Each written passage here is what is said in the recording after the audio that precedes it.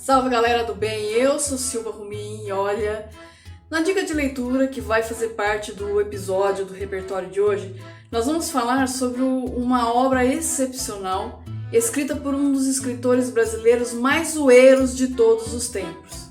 Sim, nós vamos falar do Machado de Assis e seu livro O Alienista. Antes de começar propriamente o repertório, eu gostaria de pedir para você que esteja acompanhando os nossos vídeos e esteja realmente enxergando valor no nosso trabalho, que se inscreva no canal, ative o sininho para dar engajamento, para que nós possamos espalhar essas dicas de leituras aí pelo Brasil afora, tudo bem? O Alienista, em realidade, existe uma discussão sobre o que é, porque não é propriamente um livro. Alguns especialistas em literatura classificam como conto, enquanto outros falam que é uma novela, justamente porque tem muitas páginas além daquilo que um conto normalmente teria. Seja considerando conto, seja considerando uma novela, é uma obra pequena, de 80 páginas, que você lê rapidinho e tem uma linguagem mais fluida do que comumente se considera numa obra do Machado de Assis. A história ela tem como protagonista o Dr. Simão Bacamarte, um renomado médico que fez carreira de muito sucesso na Europa, mas que num dado momento aí da sua vida ele resolve voltar para o Brasil, para sua terra natal, a pacata vila de Itaguaí, onde ele é muito respeitado por ser médico, por ser cientista. Um dos pontos interessantes do Bacamarte é que ele se casa com a dona Evarista, uma jovem viúva de 25 anos, não porque ela é bonita ou porque ela é rica, mas porque ele acredita piamente que ela pode dar filhos fortes para ele, o que nem chega a acontecer porque eles não conseguem ter filhos. Mesmo não tendo esses filhos que eles pretendiam ter, a vida do casal em si é bastante amigável. A dona Evarista trata o Bacamarte muito bem. A única reclamação que ela tem é que o Bacamarte não tem muito tempo para ela, como se ele não desse muita atenção. Até aí tá tudo indo bem na história. O que acontece é que o Bacamarte, como ele é um médico cientista, ele resolve estudar psiquiatria, porque ele enfia na cabeça que ele quer descobrir aí uma cura definitiva para a loucura. Então ele começa a estudar psiquiatria e, com o apoio da liderança política no local, ele monta um manicômio para tratamento da loucura, e esse manicômio ali fica conhecido como a Casa Verde. Num primeiro momento, o Bacamarte recolhe dentro da Casa Verde todos aqueles que a sociedade naturalmente já considera loucos. Então ele recolhe esse povo todo e continua os seus estudos. O que acontece é que ele começa a elaborar algumas teorias para tentar fazer um melhor diagnóstico de traços de loucura das pessoas. E é aí, galera, que a treta começa. Porque ele, com esses parâmetros que ele cria, essas teorias novas, ele começa a recolher Deus e o mundo pro hospício, porque ele começa a enxergar traços de loucura até na sombra. Para vocês terem uma ideia, um dos primeiros internados, segundo esses critérios novos do Bacamarte, é um personagem chamado Costa. E ele coloca o Costa no hospício porque o Costa ele era um cara que ele tinha posse, só que ele perdeu tudo porque ele tinha o hábito de emprestar dinheiro pra galera e tinha vergonha de cobrar. Então ele colocou o Costa no hospício porque ele falou assim, não, isso aí é um desvio, é um traço de loucura, vamos tratar o Costa. Fato, gente, é que esses critérios que ele cria para diagnosticar a loucura são de que fontes? Da cabeça dele, né?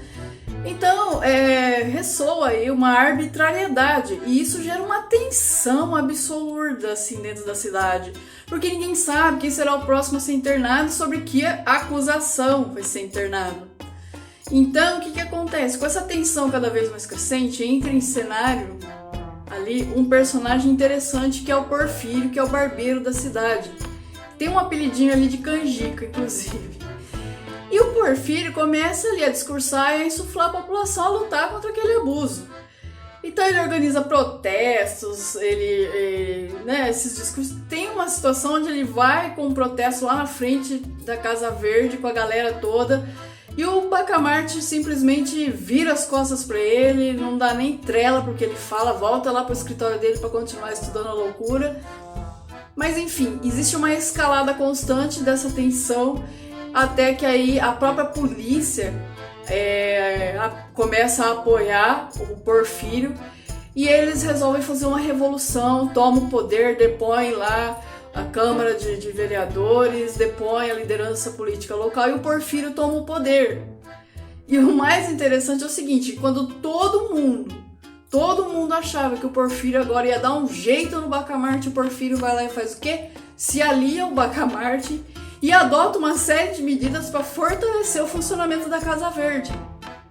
Gente, a situação chega num despautério tanto que o Bacamarte ele chega a internar a esposa dele, a Dona Evarista, vai parar no hospício.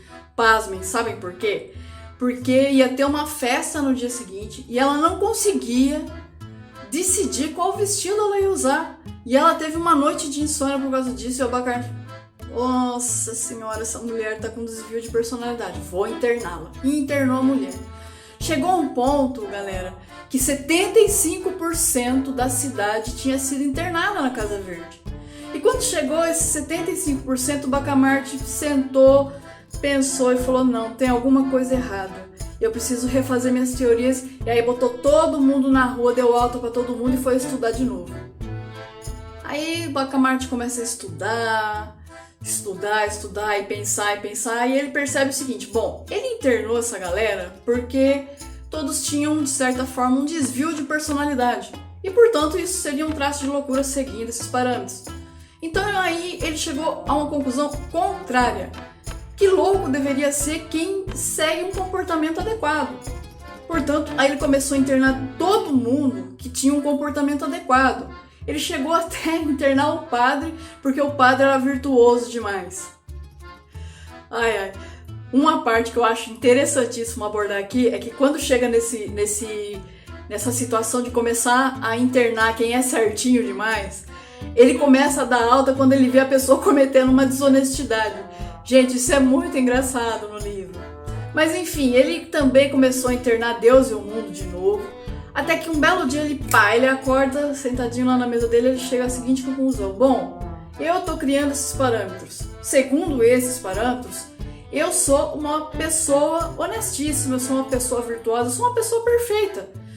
Portanto, se não é loucura todas as pessoas terem um desviozinho de personalidade, e eu sou perfeito, então quer dizer que eu sou um maluco. E aí o que o Bacamarte faz? Ele dá alta para todo mundo de novo e ele se interna dentro da Casa Verde. Alguns pontos que eu gosto de ressaltar nessa obra. Primeiro, é uma obra curta, é uma obra muito dinâmica, 80 páginas é fácil de ler. Claro que é uma obra de 1882, então a linguagem não é tão fácil quanto possa ser uma mais moderna, mas também, gente, não é um bicho de 7 cabeças. Nada que, de repente, você encontrar uma palavra, uma expressão ali, que dando uma gulgada você não vai procurar ali, não vai achar o significado disso. Agora, um ponto que eu acho que ele deveria ser abordado, inclusive nas escolas, como uma chave para entender o Machado de Assis de uma forma mais assertiva e que, com certeza, transforma a leitura desse tipo de obra mais gostosa e prazerosa, é entender que o Machado de Assis ele é extremamente sarcástico, ele é zoeiro. Então, aquilo que eu disse no começo do vídeo, chamando ele de zoeiro, não é brincadeira. O Machado de Assis, ele tinha uma visão única de mundo e ele colocava isso de forma assim, bem zoando mesmo as coisas que ele via na sociedade brasileira e que acaba se tornando muito atuais se você for transportar para o agora. Um outro ponto, e esse para mim é o mais interessante, é o que me fez assim, me apaixonar por esse livro do Machado de Assis desde criança. Eu gosto muito desse livro, eu já li ele várias vezes. E é a sacada crítica que o Machado de Assis tem com relação à política brasileira. E ele faz isso de uma forma muito magistral nesse livro. Então, por exemplo, o que eu quero dizer com isso? Vamos lá, é um livro, eu gostaria de lembrar, que é de 1882, num período em que Dom Pedro II governava E já naquela época ele detectava esse problema, e é um problema atual e eu vou provar para vocês. Vamos lá. Você pega toda a circunstância ali. O Bacamarte, ele representa aquilo que é de mais podre dentro da sociedade brasileira, que é uma certa elite, que em alguns momentos foi por conta de nobreza, alguns momentos foi por posses de terra, atualmente pode ser por posse do capital, que acaba regulamentando tudo dentro da sociedade brasileira. Nada passa na legislação, nos costumes, sem que essa elite, entre aspas, aprove ou desaprove.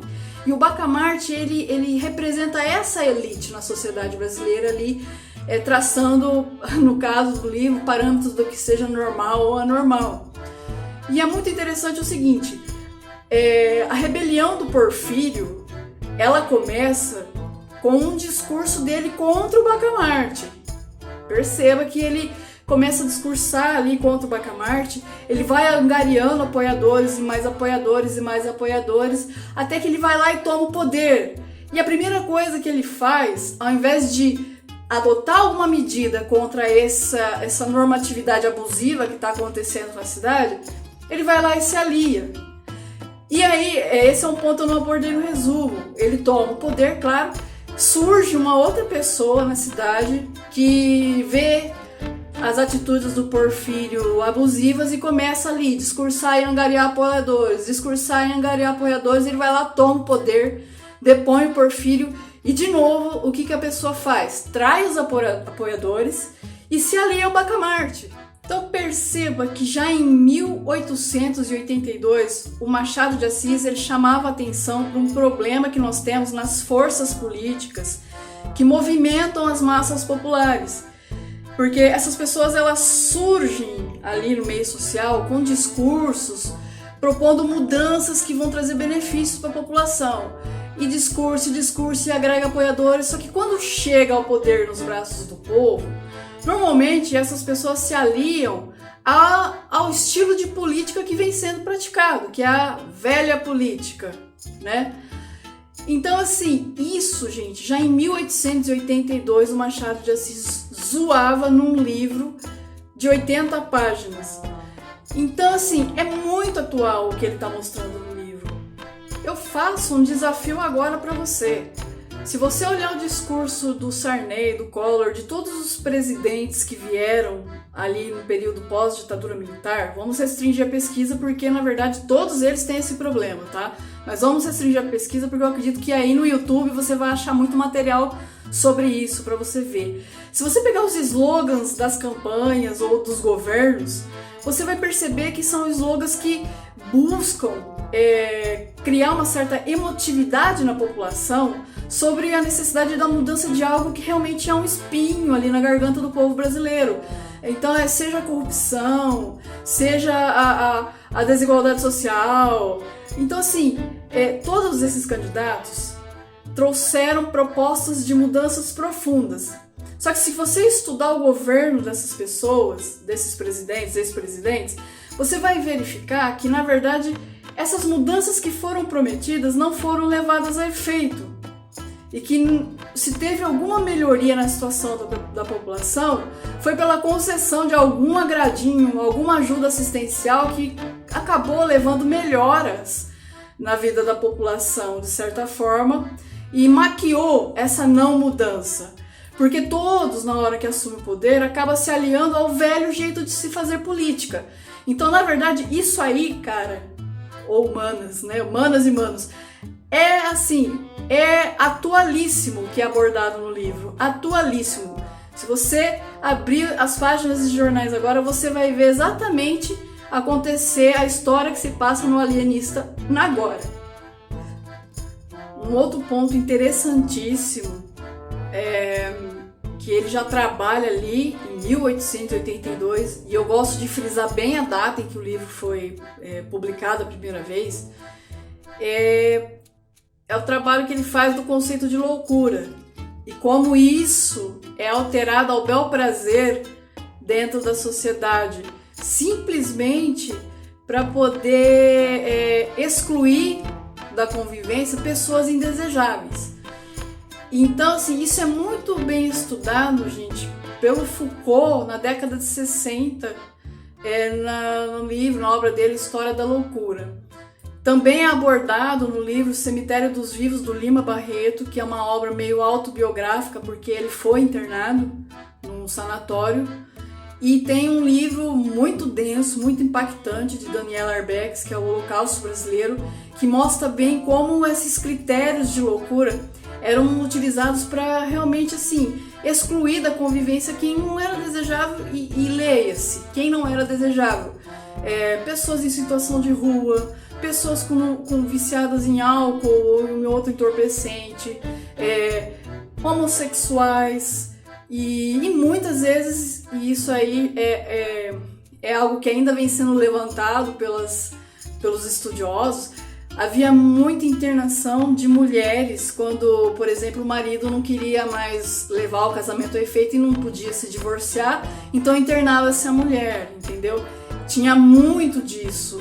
E já em 82 o Machado de Assis fazia uma crítica a esses critérios e também as formas de tratamento. Então é isso, pessoal. Eu espero que vocês tenham gostado, porque eu gosto muito desse livro. Ele é uma das minhas obras prediletas, apesar que eu digo isso de todos os que eu abordo nesses episódios. E eu espero que vocês gostem. E é isso aí. Até o próximo episódio. Um beijo para todo mundo e até mais.